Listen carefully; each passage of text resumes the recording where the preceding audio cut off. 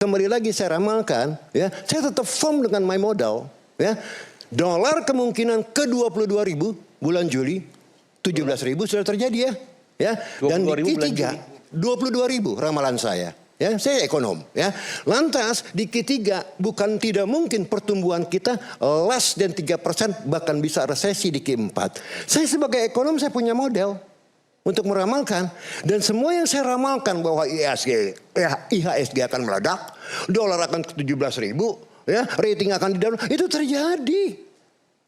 Ya, kembali Rakyat Bersuara, tadi ada sedikit ketegangan tapi sudah di-clearkan dan sudah minta maaf ya.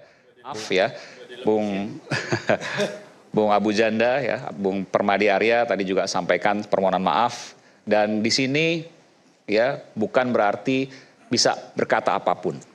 Jadi saya ingatkan, tidak boleh karena kita ditonton oleh banyak orang. Berdebat dengan data, dengan bukti, silakan. Tapi tidak dengan kata-kata kotor. Dan itu saya ingatkan. Dan saya tidak mentolerir siapapun berkata kotor, saya persilahkan untuk keluar. Oke. Prof. Ferry, silakan. Prof. Ferry. Tes.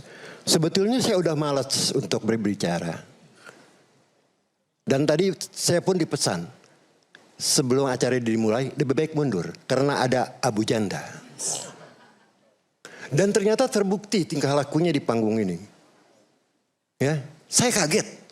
Saya terus terang mendegradasi diri saya berada satu panggung dengan beliau. Saya tidak menyangka. Sekarang yang Anda mau pertanyakan apa? Soal bagaimana ke depan kondisinya. Perang sudah mulai turun, ekonomi mungkin harga minyak sempat naik, Prof, tapi sudah mulai turun 90. Ke depan seperti apa? Dan apa yang perlu diantisipasi? Udah jelas sejak awal di mana-mana saya berbicara, ya. Dan apa yang saya ramalkan terbukti. Dari tahun lalu bulan Februari saya sudah berpesan bahwa program yang namanya MBG ini, ya, you should be cautious of. Kenapa? Akan di downgrade oleh rating agencies. Dan ternyata terjadi. Ya. Oke, kaitan ke Iran apa, Prof? Ke Iran dan ke Irak, ke Iran dan Israel ini udah jelas lah dengan tingginya high oil prices, ya. It is a huge pressure on our economy, it is a drag, ya. Nah, sekarang yang dipertanyakan oleh publik adalah kembali lagi kebijakan apa yang harus diambil oleh pemerintah, mengetahui bahwa sebelum perang Iran pun memang kita sudah di downgrade. Ya kan, oleh Moody's and sekarang oleh Fitch. Lucunya Menteri Keuangan malah menyalahkan ekonom-ekonom. Dia bilang katanya ini gara-gara ekonom nih ngomong kita mau resesi. Jadi ini semua mencari kambing hitam gitu loh ya. Nah, siapa saya untuk bisa menggerakkan market? Loh, uang sebesar ngomong jauh sebelum rating agency memberikan downgrade kok. Ya, apakah mereka percaya sama saya? Oh, kalau memang mereka percaya sama sekali, saya senang sekali. Berarti saya ekonom hebat. Bukan ekonom kaleng-kaleng seperti Purbaya. Kan gitu. Ya. Nah, outlook ke depan, Mas Aiman, kembali lagi saya ramalkan, ya, saya tetap firm dengan my modal. Ya. Dolar kemungkinan ke 22.000 bulan Juli, 17.000 sudah terjadi ya. Dan di Q3 22.000 ramalan saya. Ya, saya ekonom, ya. Lantas di Q3 bukan tidak mungkin pertumbuhan kita less than 3%, bahkan bisa resesi di Q4. Saya sebagai ekonom saya punya model untuk meramalkan, dan semua yang saya ramalkan bahwa IHSG akan meledak, dolar akan ke 17.000, ya, rating akan di down, itu terjadi. Kenapa? I work with numbers, I deal with numbers. I'm not talking any nonsense. Ya, kalau Mas Aiman nanya sama saya, the outlook is quite gloomy, the outlook is quite grim.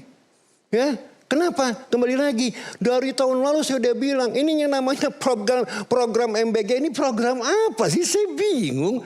Lo orang dimakan lantas keluar di WC katanya investasi. Come on man.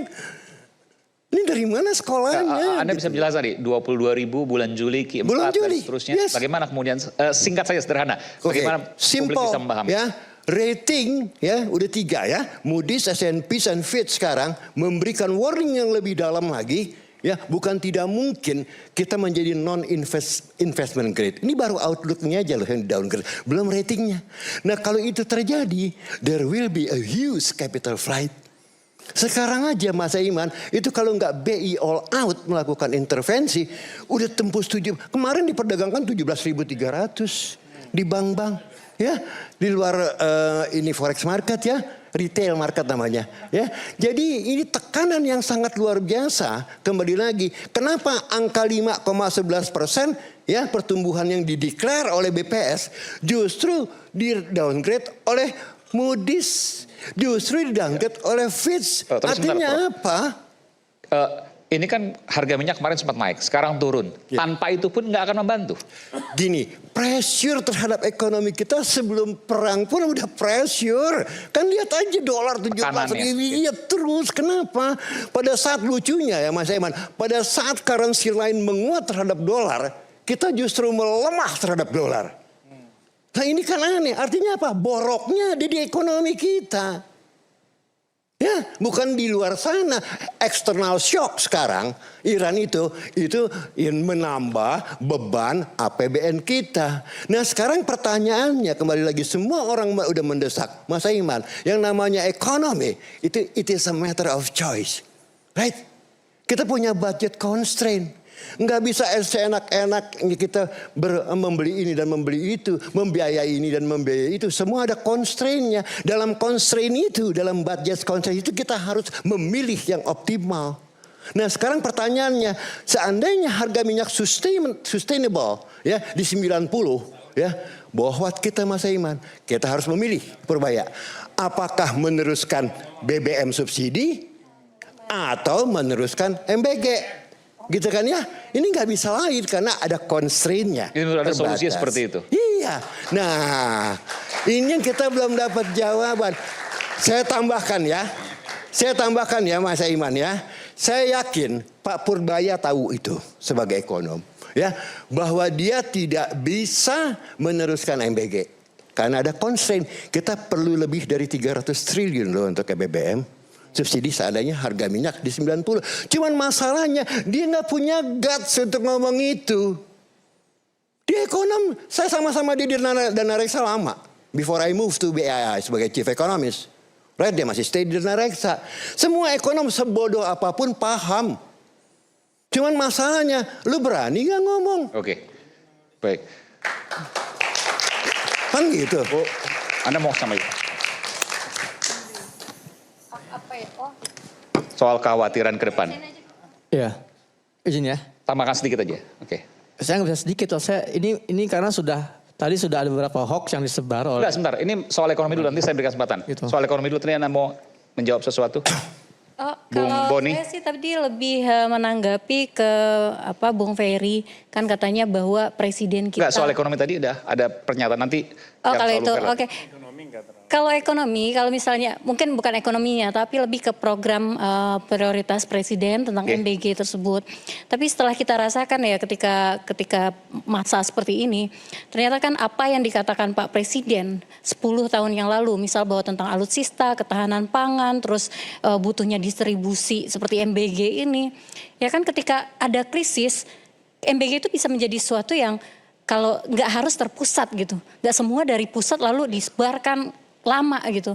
Ini sudah Presiden ada. mengatakan kalau ada perang besar, ancaman minimal secara pangan kita aman gitu. Secara pangan kita aman dan juga itu kan menghidupkan ekonomi lokal gitu. Nah, saya nggak melihat ada permasalahan MBG dan saya juga bingung kenapa di sini jadi bahas MBG gitu. Tadi kan kita benar kata Bung Hussein tadi malah. Itu ada kaitannya Mbak, karena tadi kan ini masalah Iran, perang Iran, ya kan? Dengan adanya perang Iran, harga minyak kan naik, sehingga kebutuhan dana ini semakin besar APBN, ya kan? Nah sekarang masalahnya kita bisa ngutang, ya kan? Purbaya pernah bilang kita ngutang, kalau tidak ngutang terjadi krisis. Di sini secara implisit dia udah menyatakan bahwa ekonomi kita tidak baik-baik saja. Ya, ini kan bikin ngaco. Ya, kenapa harus dibilang kita harus ngutang supaya tidak terjadi krisis? Berarti ya memang ekonomi kita memang dalam on the brink of crisis. Makanya di downgrade oleh rating agency. Itu lembaga resmi Mas Aiman. Yang ratingnya dipakai di seluruh dunia. Nah sekarang yang menjadi kaitannya dengan MBG adalah kembali lagi budget kita 335 triliun loh. Ya, untuk masuk ke perut kemudian keluar di toilet. Investasi apa saya tanya? Saya ekonom loh, bisa debat sama saya. Yang namanya investasi mas bisa bisa dua. Satu berupa fisik, ya, jalanan, jembatan, ya, airport, ya, bandara segala macam. Itu investasi. Yang kedua spiritual, ya, misalnya adalah pendidikan, meningkatkan kualitasnya. Tapi yang namanya itu pun menjadi pertanyaan Mas Aiman, gizinya dari mana dengan budget 8.000? Kita nggak bahas soal MBG di sini, tapi intinya bahwa itu punya pengaruh terhadap ya udah jelas lah. ekonomi ke depan. Ini kan kemarin juga Superbaya bilang saya harus potong 135 triliun MBG karena apa? Karena perang Iran. Jadi ini terkait. Coba. Ya, Bukan soal MBG tapi punya potensi terkait dengan perang Iran ini yang semakin menyulitkan, punya potensi tantangan ekonomi di depan. Nah kan benar, jadi ketika Pak Prabowo mencetuskan MBG ini dan ini ya sebelumnya beliau sudah Nggak hanya MBG melaksanakan. tapi yang lain, termasuk harga minyak. Iya, jadi kan makanya kita pengen memediasi ini, makanya Pak Prabowo langsung saya maju sebagai mediator gitu tanpa harus ditunggu minta dulu gitu, karena memang kita pengen deeskalasi, ini akan berdampak juga kepada kita gitu. Jadi makanya maksud saya gini, ketahanan pangan yang dimaksud Pak Prabowo, lalu alternatif energi dan segala macam itu ya untuk memitigasi hal-hal seperti ini. Tapi sebenarnya nanti tolong dikasih ini waktu ke Bung Hussein juga, karena kayaknya beliau pengen menjelaskan sesuatu. Tapi satu hal yang mau saya jelaskan tentang Bung Ferry tadi menyatakan kalau misalnya Pak Prabowo ini antek Zionis gitu. Kalau antek asing dan bergabung dengan Zionis misal gitu. Nggak ada antek Zionis, antek asing. Include di dalamnya. Include di dalamnya Zionis ya, benar kan?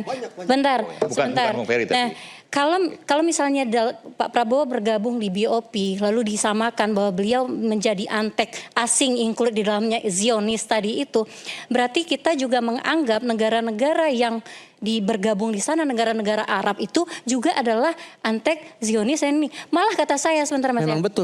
Nah, malah kata saya dengan betul itu karena Abraham Accord kan. Nah, malah kata saya posisi Indonesia itulah yang paling pro Palestina. Karena kita nggak bergabung dengan itu, kita nggak buka forum diplomatik apapun dengan Israel. Jadi kalau mau kita menyuarakan kemerdekaan Palestina, kita yang paling kuat di situ. Pak Prabowo yang paling kuat di situ. Yang lainnya Abraham Accords. Normalisasi hubungan dengan Israel. Udah itu aja. Bung Hussein silakan waktu. Ya baik. Jadi pertama saya ingin apresiasi dulu teman-teman mahasiswa yang tadi tidak bertepuk tangan ketika Bang Permadi itu bicara ya. Itu membuktikan antum orang cerdas, pintar dan paham. Itu yang pertama. Itu keren banget yang pertama ya. Yang kedua tentang apa utang Indonesia terhadap Palestina. Bagus, jadi kita buka pintu sejarahnya. Tadi sempat disinggung oleh Profesor Ferry terkait saudagar Palestina yang menghibahkan nggak separuh seluruh hartanya. Tahu gak siapa? Muhammad Ali Taher. Dia ini saudagar yang memiliki beberapa media-media besar di Mesir. Orang kaya, crazy rich bahasanya itu. Dia punya perusahaan media, punya perusahaan zaitun, lahir di Nablus tahun 1896. Ketika agresi Belanda kedua, 48, saat itu Indonesia itu mengalami krisis yang sangat parah. Pemerintahan lumpuh. Ibu kota Yogyakarta juga lumpuh, masyarakat kelimpungan nyari makan. Saat itu, para diplomat Indonesia di luar negeri itu berjibaku mencari dukungan. Sampai bertemu dengan saudagar ini, crazy rich Palestina ini, Muhammad Ali Taher. Silakan baca buku judulnya Diplomasi Revolusi Indonesia di Luar Negeri 1970 ditulis oleh Muhammad Zain Hasan. Dia cerita, dia bilang gini, suatu hari saya diajak oleh saudagar ini, Ali Taher ini ke sebuah bank di Mesir namanya Bank Arabia.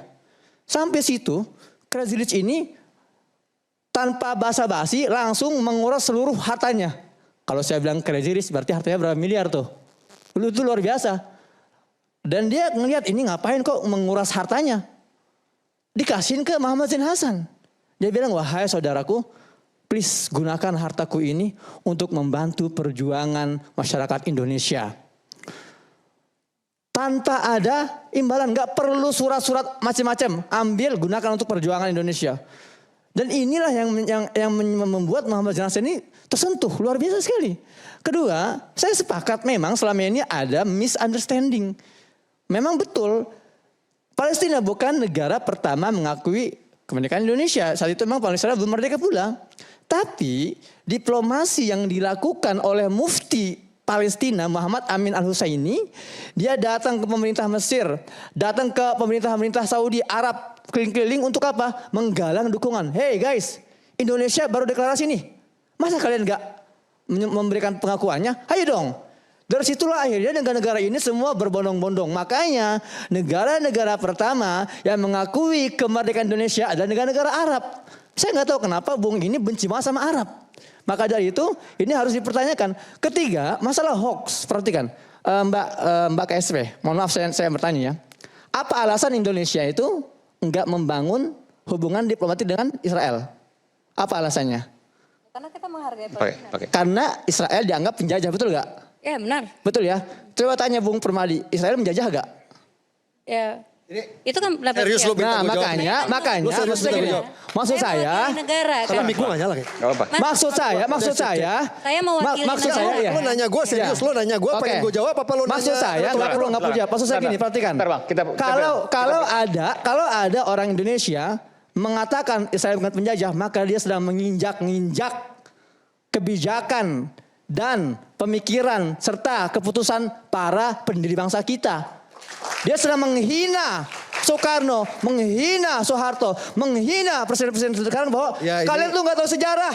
Saya yang tahu sejarah, nggak ada penjajahan di Palestina. Ini opini aja. Nah ini bahaya, makanya teman-teman ya, tolong pahami ini agar kita tidak dibodohi oleh hoax-hoax macam ini. Oke. Demikian. Ya, Silakan. jadi gini, semua yang dia bilang ini opini ya, bukan fakta ya. Jadi pertama aku lurusin. Negara pertama yang mengakui kemerdekaan Indonesia itu adalah Mesir. Dan waktu itu adalah berkat delegasi Kiai Haji Agus Salim yang waktu itu proaktif ke sana, jemput bola. Dan tidak ada kaitannya dengan yang dia bilang mufti. Mufti Palestina itu ada di Mesir waktu itu Bang, karena waktu itu dia buronan. Jadi ketika Ottoman Turki kalah perang dunia perang dunia pertama, lalu provinsi Palestina ini diserahkan ke kerajaan Inggris. Jadilah bagian dari jadi milik Inggris. Namanya waktu itu British Mandate Palestine. Nah karena waktu itu di bawah kekuasaan Inggris, si mufti Palestina ini kaburlah buron ke Mesir. Ketika delegasi Kiai Haji Agus Salim ke Mesir, ketemu nggak sengaja sama Palestina, sama si mufti ini yang lagi jadi buronan di Mesir. Lalu adalah cerita-cerita ini yang tidak ada textbooknya, sumbernya cuma dari meme, ceritanya begini, begitu, tapi ini pseudo history semua. Jadi ini bisa dibilang ya fiksi lah gitu. Anyway, jadi kalau kita balik lagi Saya ke saya sudah sebut sumbernya ya. Silakan baca buku judulnya Diplomasi Revolusi Indonesia di Luar Negeri, tulisan Muhammad Zain Hasan tahun 1970. Jelas ya? Jelas gak? Iya. Buku apa yang dia pakai? Nah, coba apa referensinya? Lo semua yang gue bilang lo boleh cross check ke berbagai sumber, pasti isinya sama semua. Oke?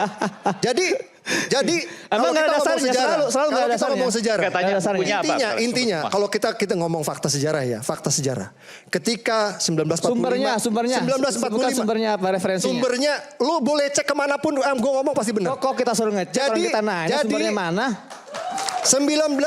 jadi gini, 1945 tidak ada negara Palestina, tidak ada bangsa Palestina. Dia udah ngakuin sendiri kok tadi.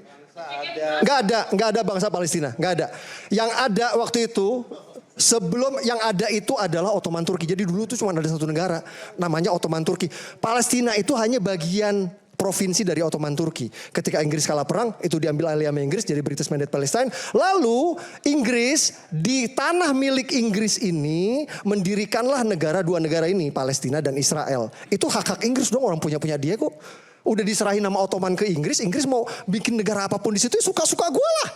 Ibaratnya sekarang misalnya Indonesia mau pemekaran di provinsi manapun, suka-suka Indonesia lah. Punya gue. Waktu itu provinsi Palestina mau dibikin pemekaran sama Inggris. Satu dijadiin provinsinya Yahudi, satu jadi negara Yahudi, satu dijadiin negara Arab. Tapi masalahnya Yahudi nerima tahun 1948, Arab tidak mau nerima. Tidak mau nerima padahal udah dikasih kesempatan. Kesempatan demi kesempatan sudah dikasih. Dari mulai tahun 1948 dikasih. Nih silakan deklarasi kemerdekaan.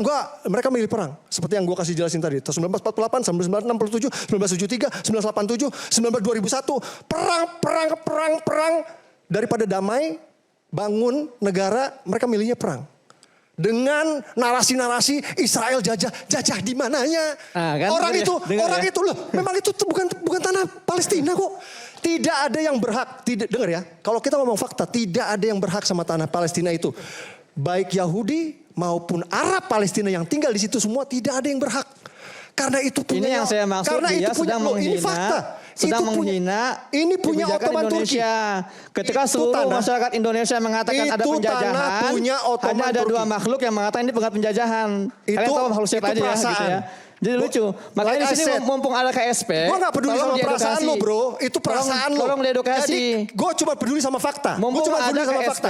Faktanya Mbak, Bang tolong Aiman. edukasi Mbak, apa itu penjajahan Mbak, biar enggak semakin error ini orang ini satu ini. Faktanya itu tanah punya Ottoman Turki. Itu faktanya. Lo mau ngomong sampai mulut lo berbusa juga, itu faktanya punya Ottoman Turki, bukan punya orang Palestina yang sekarang. Fakta itu Bang Aiman. Faktanya ibu bapak bangsa kita mengakui Palestina dijajah. Aku bisa jelasin Bang. Bagian dari perjuangan itu. Ini faktanya ibu bapak bangsa kita. Jadi gini, Sekarang, aku bisa jelasin. siapapun nama beliau ini dalam konteks perpolitikan, apakah itu benar namanya atau tidak. Jadi Karena menurut saya beliau ini sudah menentang perspektif pejuang kemerdekaan. gini. Pejuang kemerdekaan kita itu tidak hanya diakui di Indonesia dan negara penjajahnya. Tetapi seluruh negara Asia Afrika mengakui dan menghormati ini. Satu waktu saya berjumpa seorang hakim konstitusi dari Afrika Selatan. Dia pakai baju batik. Saya tanya, Prof, kenapa Anda pakai baju batik? Anda tahu baju batik ini diberikan Presiden Soekarno kepada Nelson Mandela sebagai lambang perjuangan. Kami menghormati para pejuang kemerdekaan Indonesia sehingga menjadikan batik itu baju nasional kami. Jadi Presiden Soekarno itu berjuang sesungguhnya. Para pejuang kita adalah pejuang kemerdekaan sesungguhnya, anti penjajahan. Kalau kemudian perspektif mereka digugat dan dipertanyakan, saya mempertanyakan apa yang dia sampaikan. Bagi saya sudah jelas Bang Aiman, mana yang minyak, mana yang air, tidak mungkin dicampur. Mana yang punya referensi sesungguhnya, mana yang tidak, mana yang berkuar-kuar tanpa kejelasan fakta juga sudah terlihat. Tadi Oleh Bang karena Hussein itu ada saya ngomong ingin soal- menghormati para pejuang kemerdekaan kita, ibu bapak bangsa kita. Bertahanlah kita dengan pendapat ibu bapak bangsa kita bahwa Palestina adalah bagian yang harus dimerdekakan di bumi ini. Jadi tadi Bang Hussein kan ada ngomong, katanya para pendiri bangsa itu memang punya komitmen kepada kemerdekaan Palestina. Itu padahal sebenarnya dia sendiri tahu bahwa itu ada motifnya waktu itu Pak Karno itu mencantumkan atau mention soal Palestina, karena waktu itu Indonesia sedang ngambil hatinya Mesir untuk supaya Mesir memberikan Sumbernya pengakuan. mana sumbernya? Itu motivasinya sebenarnya. Jadi itu Saya politis tidak pernah itu. mendengar Itu ya, politis itu. baik di buku Cindy Adams yang bicara soal keseharian Bung Karno maupun buku sejarah-sejarah yang lain yang menyatakan perspektif bahwa kita mau mengambil hati Mesir. Lah memang bicara waktu itu Palestina. memang faktanya Ini waktu itu memang referensinya tidak ada. Indonesia Dan itu tampil di kita tayangan butuh publik. dukungan Ditanya sumbernya dari mana? enggak Pusing kan? Pusing Kita sendiri kembali dia. saat lagi, tetaplah bersama kami di Rakyat Bersuara. Baik.